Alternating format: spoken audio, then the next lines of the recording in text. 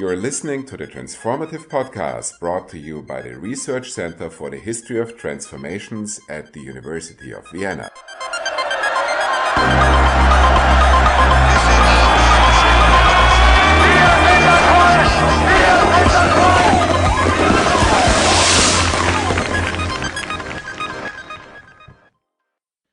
Hello, today I'm speaking with Dorothee Bohle, Professor of Political Science at the European University Institute in Florence, and one of the most productive researchers on neoliberalism and the political economy of Eastern Europe. I'm Philipp Ther, the founder and director of RECET. Hi Doro, nice to speak with you. Hi Philipp. In 2012, you published a very important book on capitalist diversity in Eastern Europe. Back then, after the global financial crisis, neoliberalism looked weak and defeated. Now you're stressing the resilience of neoliberalism in your new research. Why and how has neoliberalism become resilient? This is really one of the major puzzles. So normally, if you think about like the Great Depression or also the crisis of Fordism in the 1970s, you basically see a lot of change afterwards. And what I find surprising, especially for East Central Europe, is really how many countries, even after a major crisis, so think about the Baltic states that had really one of the biggest crises in economic history, they didn't really change their economic policies.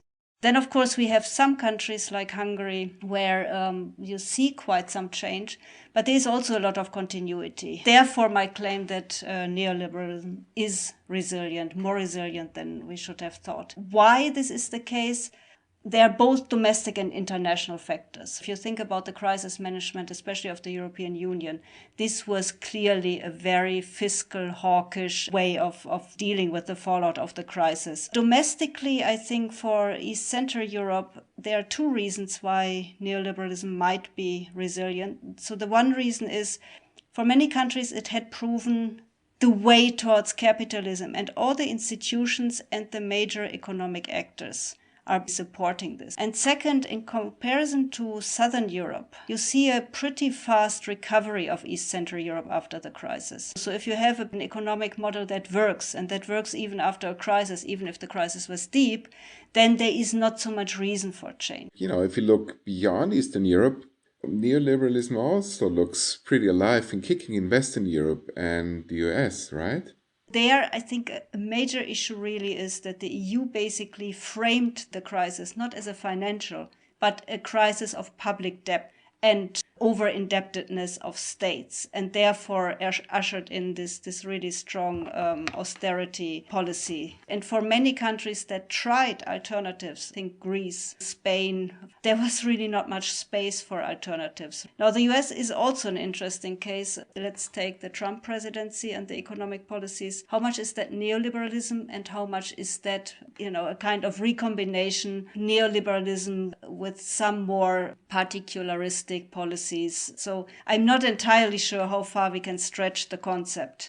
The picture has become complicated and in some ways paradox. I think what can be seen there, but of course also in Eastern Europe, if you think about Hungary in particular, Poland, is economic nationalism is on the rise. Borders are closed for migrants. Politicians are demanding now, faced with COVID-19, to cut unreliable supply chains and to bring back production, especially for medical equipment and vaccines. So how does that go together with the continuity of neoliberalism, which was about free global trade, free flows of capital, liberalization, deregulation? We see since the financial crisis an increasing strain on the type of mainstream neoliberalism that we used to have before the crisis, so where you have the idea of globalization of trade, globalization of economic institutions, which was even combined with free movement of labor. And we certainly see that the COVID crisis has really revealed that this has a number of drawbacks which in a pandemic might make policymakers think whether this is still the right recipe. The pandemics might eventually be the moment when we see really a reversal, but so far we are not yet there. The one thing that might really shift at least a lot of Europe in a different direction is the vaccination shortage that we are seeing right now. because that really lays bare the non-existing manufacturing capacity and the dependence on other countries. Eastern Europe is especially depending on supply chain and on support and delivery of, be it masks or be it simple medical equipment or vaccines. So they are especially vulnerable. But nevertheless, even now in the COVID crisis, we see, at least on the surface, a nationalist response. That is, again, a little bit puzzling. I mean, is this economic nationalism and this rhetoric nationalism, is it just something which is there on the surface and not influencing economic policies that much? There is certainly a pushback against too much international integration. And in a crisis like this, the default option is we know basically where we can be safe, and that is somehow the nation, right? So we come back to the nation. Is this necessarily the opposite of neoliberalism? And does this translate really in different type of policies? And here again, I think if we look at the region is heterogeneous. So far, what I see, especially in the Baltic states, also because they are just very small states, so it is very difficult, of course, to build up an own manufacturing business, especially that they have been deindustrialized quite heavily. So I think there the impulse is stronger towards staying with the international integration and really trying to benefit from that, also for security concerns. Now, where we see more nationalism and also the attempt of really breaking with some dependency, not much.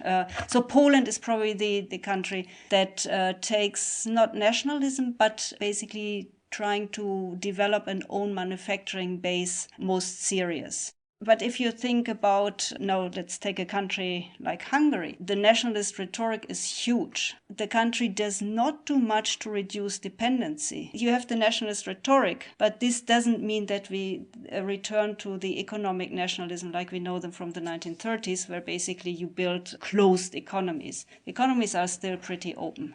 In Upper Austria, there is a factory to be closed after more than 80 years of production. Steyr, producing lorries medium-sized for MAN, a German company. And MAN is relocating the production to Poland. BMW is relocating production to Hungary. So obviously this combination between right-wing populism and economic liberalism, so the right-wing market radicalism, seems to work pretty well. Isn't it a strong competitor for the more welfarist states in Western Europe? I completely agree. It is working. It has been working very well. And this is the basic continuity which we see both in Poland and in Hungary, the continuity with fostering foreign direct investment through comparatively cheap labor force. And especially in Hungary, there has also been a clear deregulatory agenda concerning the labor force. So unionization is very little. The labor law has been several times changed in such a way to make basically labor much more exploitable. And this is what is happening. Also because there is a big shortage of labor in basically all the region. And so in this sense, yes, it continues to be a very attractive location for especially German, Austrian foreign direct investment in the manufacturing sector. The countries also subsidize very heavily foreign direct investment. But whether it's a competition to Western Europe, I'm not entirely sure, because it's a kind of complementarity, right? So Western Europe indeed loses some of the production. But if you think German is an export Weltmeister, partly because it relocates a lot of the more labor-intensive Eastern Europe. So that makes it very competitive externally. Some of these gains from export of the exporting economy are also going back to the German economy. Referring back to an earlier question that you had about the disruption of supply chains and so on, I would even think that a stronger regionalization, so that some of the production that has been offshore to countries like China are being reshored, but to Eastern Europe because of the close geographical distance, right? So here Eastern Europe could be a winner. A last aspect about your research, which I find really interesting, gender. You stress that a lot, that this is a really important component of this right-wing populism.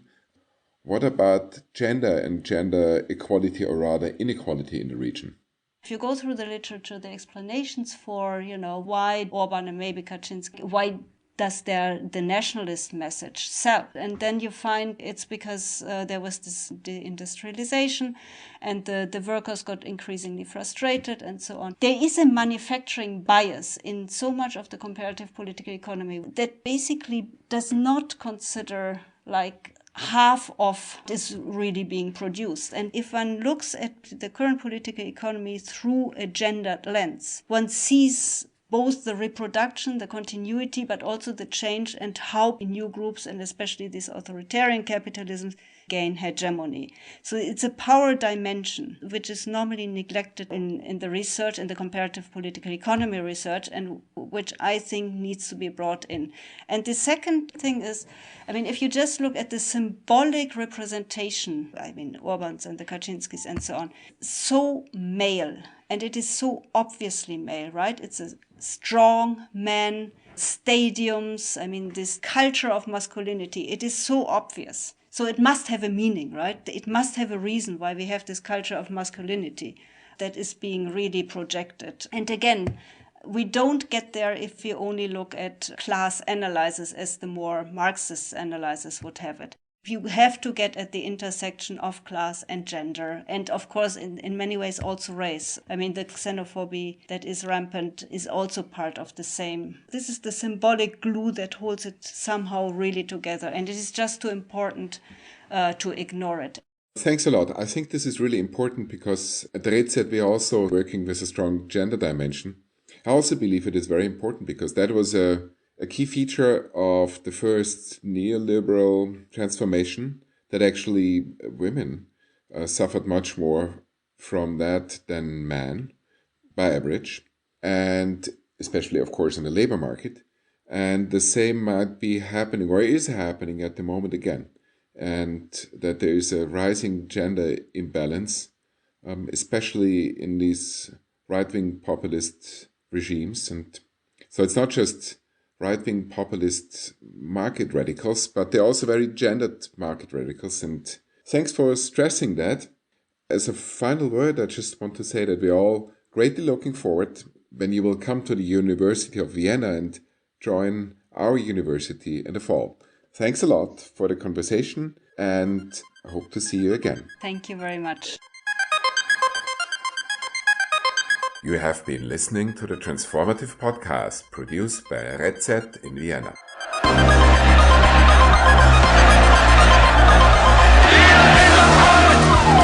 sind das Volk!